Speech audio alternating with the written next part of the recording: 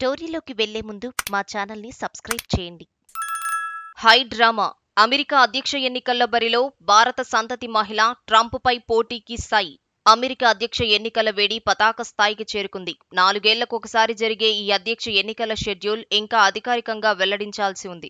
నవంబర్లో పోలింగ్ జరగనుంది. జనవరి 20వ తేదీన ఆ దేశ కొత్త అధ్యక్షుడు, ఉపాధ్యక్షుడు ప్రమాణ స్వీకారం చేస్తారు. 2019 నాటి ఎన్నికల్లో డెమోక్రటిక్ పార్టీ అధికారంలోకి వచ్చిన విషయం తెలిసిందే.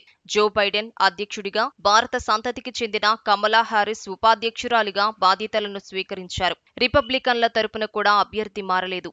ఈ ఎన్నికల్లో జో బైడెన్ చేతిలో ఓడిపోయిన మాజీ అధ్యక్షుడు డొనాల్డ్ ట్రంప్ మూడోసారి తన అదృష్టాన్ని పరీక్షించుకోనున్నారు. ఈ పరిస్థితుల మధ్య జో బైడెన్ ఎన్నికల రేసు నుంచి తప్పుకోవడం చర్చనీయాంశమైంది. తన అభ్యర్థిత్వాన్ని ఆయన ఉపసంహరించుకోవటం ఖాయమంటూ కొద్ది రోజుల నుంచే యుఎస్ మీడియా ప్రత్యేక కథనాలను ప్రచురిస్తూ వస్తోంది. చివరికి అవి వాస్తవ రూపాన్ని దాల్చాయి. ఊహించినట్లే స్వచ్ఛందంగా వైదొలిగారు.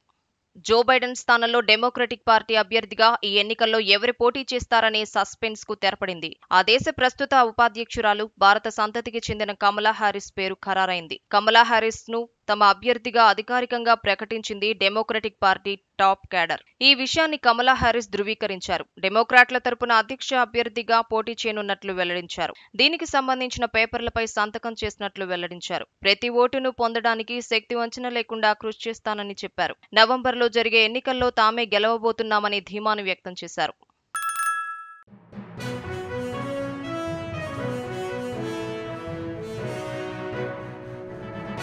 మీ ఊరికి సంబంధించిన సమస్యలను, ఇతర వార్తలను 9440486321 నెంబర్కు వాట్సాప్ ద్వారా వీడియోలను పంపగలరు.